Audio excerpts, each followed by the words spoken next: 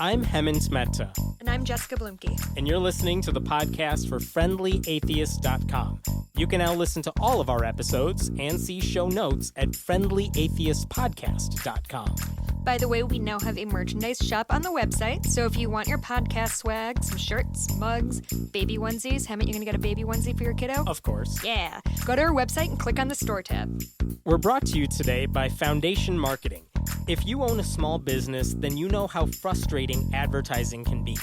Foundation Marketing offers all-encompassing solutions backed by 20 years' experience. This includes professional web design, graphic design, printing, and online marketing solutions. They are a certified Google partner and offer free consultation. Visit them online at fmkg.net.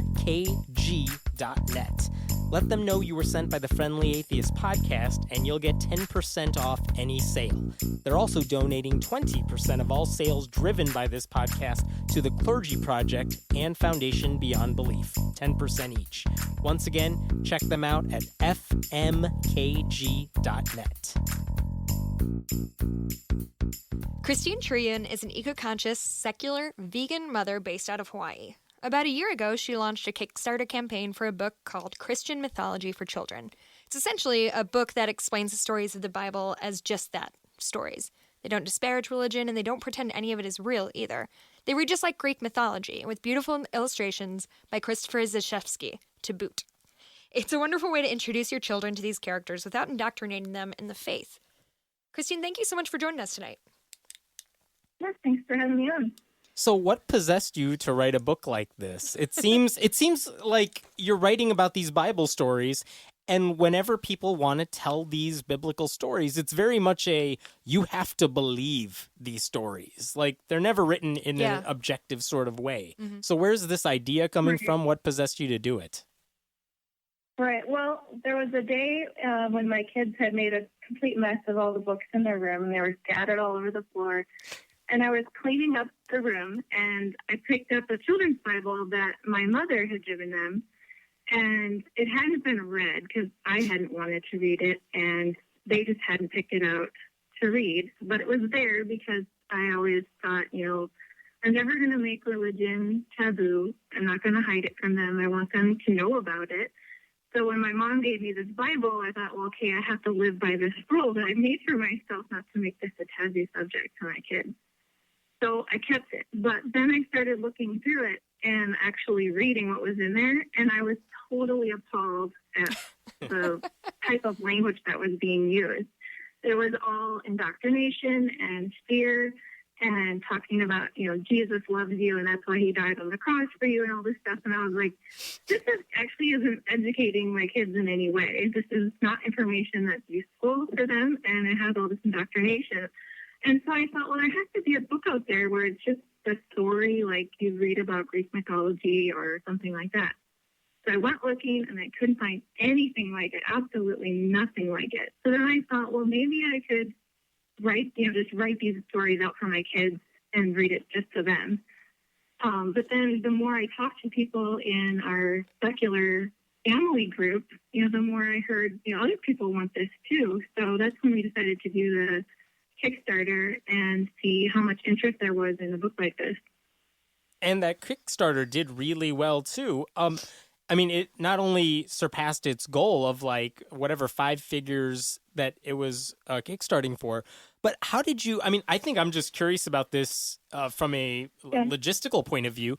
This looks, I have the physical copy of this book. It's absolutely beautiful. The layout's beautiful. The illustrations are great. How did you go from, okay, I have these stories, I have it written out, to, all right, I have to get an illustrator, I have to make it into this format. How did you go from A to B there? Right. Well, before I did the Kickstarter, I wrote the book because I wanted to make sure that I knew what it would look like in its, final form for the most part. I wasn't able to find an illustrator and hire them on my own bill, basically. So that's kind of where the Kickstarter came in. But I did use some of those online portals where you can put a project up there for illustrators, and they can send you a sample that would fit your project. So I was able to vet a few illustrators, and I found one that I thought was fitting. And that's the illustration that we used for the cover on the Kickstarter.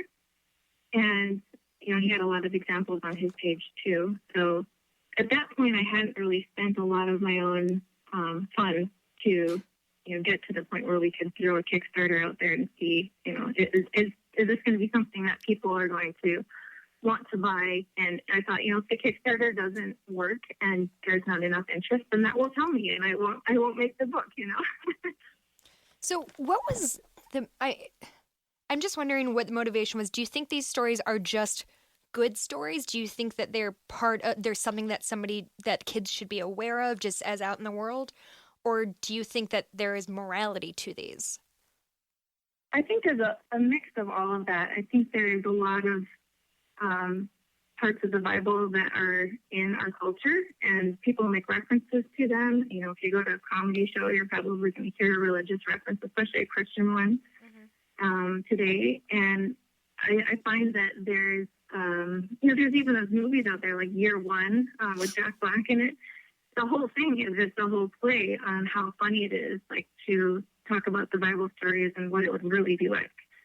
So I think a lot of kids, they miss what, the punchline is and stuff. And there's a few stories where I think there's a moral to it. And in the book, we do mention that at the end in our little italicized Here's the takeaway lesson for this particular story.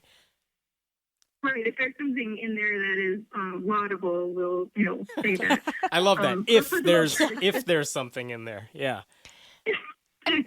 I'm curious. Yeah, I mean, like there's a lot of stories where I have mentioned in the comment at the end why it's not morally uplifting. So that's story. an interesting story, because what about like Abraham and Isaac, where the dad is basically saying, "All right, I'll kill my son because God told me to."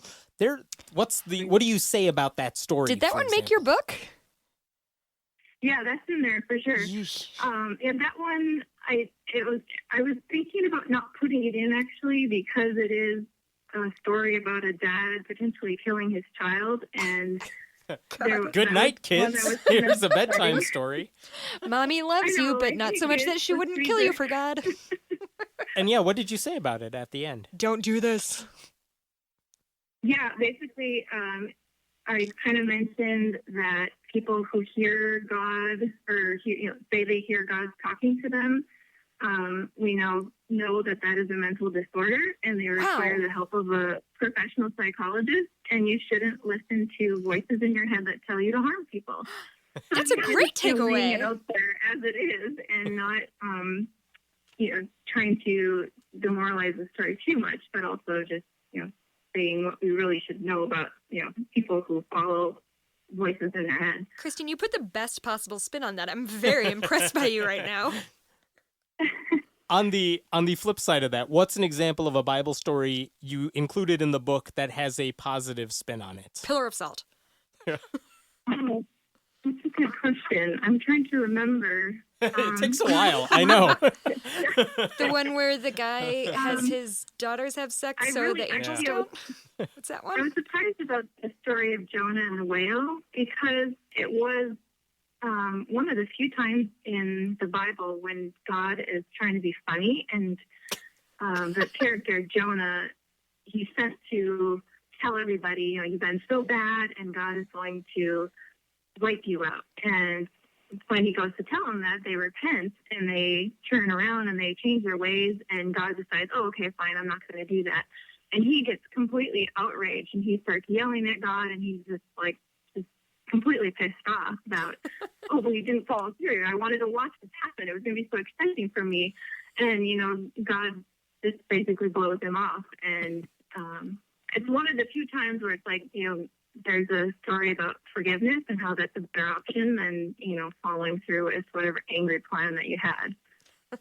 Did you end up reading these stories to your own kids? I have read a few of them. My kids are 3 and 5, so they're, one of them is below the age suggestion for this book, but they do enjoy the illustrations a lot, and they enjoy the shorter stories like the Verse of Jesus and some of the other, shorter ones. But it is kind of a book that's for age 5 is probably the youngest, Sure. so 5 to 15-ish. So, you know? so for Kind your of oldest, what I think. what was the reaction when you read the story? Did it come across the way you wanted it to come across? Yeah, I mean, we have a lot of Greek mythology and Roman mythology and other mythology books in our collection of books, and I felt like he understood it the same way. So mission accomplished, I guess. Yeah, I love that because when I was in second grade, how old are you in second grade? 7? 7. 7-ish? Yeah. I took like this little Greek mythology course and was fascinated by it. And granted, those aren't like super morality tales in any way, but I loved the stories and I still have fascination to this day. And I kind of wish there was something like this for Christianity because I feel like I was way behind the curve because I never went to church, so I didn't get any of the jokes. But I love that you're doing this. My question is, what when you started getting interest in this and you saw a need for it, do you find that people who are religious are interested in this because it kind of repackages stories they do believe in a sort of more bite-sized way for younger kids, or is it more people like more secular people who want to expose their children to this without the indoctrination? I haven't heard any feedback about that. I have heard some parents of like other religions, not Christians, say that it's a useful resource for them to understand a different religion. So, you know, perhaps it isn't as strong as some people might suggest. The stories themselves are pretty much, you know, free of any opinion. They're just written as a story, and then the opinion part comes in after, and sometimes before each of the chapters. Have you thought about doing a series? Like do one on Islam, do one on Judaism, do one on Hinduism? Good luck with the illustrations on the Quran one, by the way. Yeah. Gotta tread that line carefully. Considering doing Mormon mythology or Scientology mythology next. I know that's a mouthful. Why Mormonism? But Just out of curiosity. research phase and just kind of seeing how this book does and what the response is before we launch something else. Do you have a background in Mormonism, or is it just something that you find interesting? I don't. I do find it very interesting, and I actually know many ex-Mormons that I have talked to, and they say that it's probably going to be more exciting to read and more exciting to illustrate and see the illustrations because there's so much more bizarre stuff. You could do an entire chapter for every one of Joseph Smith's wives. Yeah. Yeah, probably. You're welcome. Terrible joke. I'll be here all night. Were you? You said that the one of the inspirations for your book is that you saw your kids with that Bible Children's that your Bible. mother gave them. If I have that right, did she raise you to believe these stories as literally true? Like, what was your religious upbringing like? Yeah, I would describe it as fundamentalist Catholic, and it was a very sheltered experience as a child. I only knew other families and other kids who believed very similarly to me. So my parents they're in deep. They believe it 100%. And, you know, I don't blame them because they believe for emotional reasons, and it's hard to argue with that. So yeah, we agree to disagree after all these years. Are they aware of your book? Like, what was their reaction to it? Yeah, you know, I didn't shove it in their face or anything. They found out inadvertently, and then I just haven't mentioned it because I know that they're not going to be thrilled about it, and I don't want it to come between the relationship that we developed. Totally understand. Aside from religion, so. Yeah, we hear ya. Has there been any kind of backlash on the book? Does anybody see it as blasphemous or anything like that? I haven't had any yet. There's been a few comments about the format and just not liking the way it's written and things like that on Amazon. Screw that. Everybody's a critic. Everyone will criticize anything. That's again. I'm not saying this because you're on the phone with us, but like this is one of the things I hate when people are nitpicking all that sort of stuff. Because like Chrystine with us, she did something. Yeah. But there are so many people who are like, I can type out a tweet that slams it. That's my contribution to the world. I think we touched a nerve with him in here. Not that I've ever gotten anything like that. I know. Yeah, it is a lot more work than I ever thought it would be going into it, but it's so worth it because I think this is a resource that has been long overdue. And I'm really glad to be able to put it out there, and I'm glad that people are supporting this project and have supported it. I'm very grateful to all the Kickstarter supporters and all the pre-orders and everybody who paid more than the book is. Like, it's a nice feeling. Like, they made it happen, and you know, I wrote it and I orchestrated the illustrations and everything, but like without them, this would never have happened. So did you do anything on Kickstarter? It is a community-supported book. Right. Did you do anything on Kickstarter before, or was this a new experience for you as well? Completely new. Yep. That's awesome. So what? You live in Hawaii, right? You said on Hawaii, in Hawaii. Say it again. You live. It doesn't matter. I screwed it up the first time. You live in Hawaii. Is that correct? I do. Yeah, we just moved here recently. Yeah. Really? So what's the community like in terms of religiosity? It's different. I came from Phoenix, where it was a red state and very heavily religious. And it's a breath of fresh air coming here. People they call themselves spiritual more often, which I can handle that.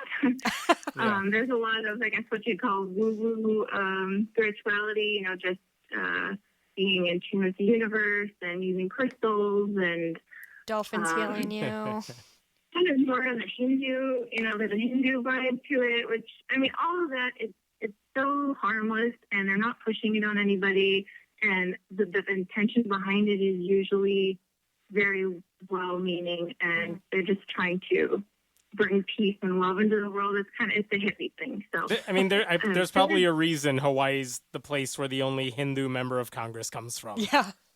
Brown pride.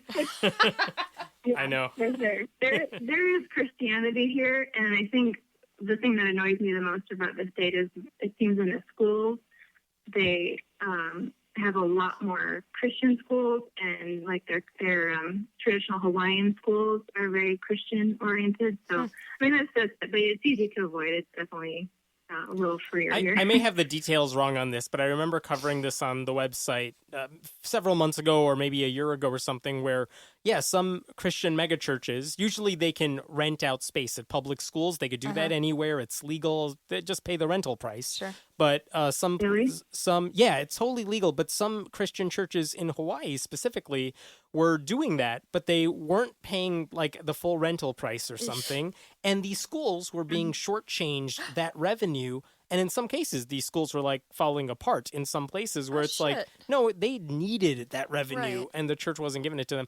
But a lawsuit was filed and a settlement was reached or something.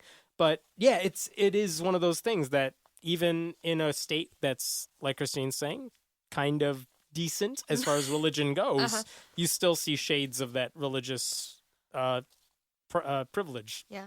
Yeah. Well, Christine, I want to go back to... Recently, there was a bill that was proposed. I think it was going to be a school or a church in on Oahu, and they were trying to get public funds to pay for the entire build of this church, and obviously it got struck down. But just that's right. That would be a great idea to bring forward was, quite audacious. Well, I want to go back to, you kind of mentioned in passing that a lot of the traditional Hawaiian schools are Christian. I don't know. Do you mean they have a Christian vibe to them, or like there's just a lot of them? So Christian. A little bit of both. There's some private schools that are, Christian based, but the Canadian mass schools, they tend to have an undercurrent of Christianity to them. Do you? And those are publicly funded schools. Do you know how that? I mean, I admit my Hawaiian history is not great, but when did that kind of combination happen? Because I don't think Jesus is necessarily from Hawaii. I don't think. But was it missionaries that went out there and sort of Christianized the place? Yeah, I was going to say infested. You could say Christianized. Yeah, actually, I don't know the answer to that. That would be very interesting to know how that came about and when they came over here to convert. If I may ask, how are you raising your own kids? Are you raising them to, you said you want to introduce them to all these religions, but are you raising them to be atheists, or are you just saying, look, let me show you a little bit of everything because this is what Christians believe, this is what other people believe, and then you figure it out for yourself. Yeah, and I think at this young age, I'm really not proactively putting religion in front of them. We've come across it from relatives here and there, but that's definitely my philosophy, is to give them a toolkit to use to think logically. And once they're at that level and that ability, then we can start talking about other religions and comparative religions and bringing that into their world and their vocabulary. But I feel like that's probably not going to happen until, 7 or 8, when they're able to reason and sort things out with the tools that we provide them with. Let me go back to your book for a second. When you were writing these stories for kind of a child audience, were there any stories that you're like, you know what, I don't really know this story very well, I need to do some research on it? Or did you only cover the stories that everyone knows? Like, here's a story of Adam and Eve, here's Abraham and Isaac, etc. Yeah, I did a little bit of research and made a list of the most common stories, and then I also compared that with some children's Bibles and what stories they included. And obviously there's a lot in the Bible that is not anything you would want to tell a young child about. Sure. So that obviously didn't make the list. But yeah, there was a few stories that I wasn't familiar with by heart, that I did have to do a bit of research on. The story of Joseph's coat is quite lengthy, and reading it for a refreshed moment. The first time coming back to it, I realized I didn't know the whole story, and it had been so convoluted in my memory because of the Joseph in the Technicolor dream coat and all these modern versions of it that have come out. So yeah. So what stories or do you have any stories off the top of your head that kind of went to the cutting room floor that you thought about including but realized either they're inappropriate or long or boring or all three? I didn't start writing until I had a compiled list of what I thought was definitely worth writing about. But there's I can't remember if it's Abraham, but there's a story in the Abrahamic parts of the Bible where his daughters come in and make love to him and try to get pregnant. And and you didn't put that in, all over the Bible. That obviously isn't worth putting in a kid's book. So save that one for the sequel. Yeah. I'm curious, when you said about writing them, did you actually just open a Bible, read it, and sort of restate it in your own words, or did you go through other children's Bibles to see what kind of details they pulled out or left behind? Yeah, I did a little bit of both. I wanted to stay mostly true to an original text, but I also, in my book, I put a lot of intro tags in, kind of like a once upon a time in this story kind of tag, because I wanted it to sound like a story and not like something that's reading true. So there's a little bit of changes like that in there, but for the most part, it follows the the NIV. I'm forgetting what the New International Version. Yes, that's mostly what I use for reading Bible and kind of translating into more readable English for kids and adding kind of that once upon a time to the story. I would like to make a request that you make kind of an adult version of the same book with the same sort of themes of let's talk about that story about the dad whose daughters had sex with him or whatever, because I'm sure there is some morality or amorality that we should talk about, because I have a bunch of politicians that I would love to send that book to. Right. With the illustrations, right? Yeah. Yeah. Make sure it gets through. Yeah. Well, thank you so much for joining us. And the book, again, is called Christian Mythology for Children. And even if you missed the Kickstarter, the book is still available on Amazon. We'll have links to all that in the show notes. Chrystine, thank you so much for joining us. Thanks for listening to the podcast for FriendlyAtheist.com. We were brought to you today by Foundation Marketing.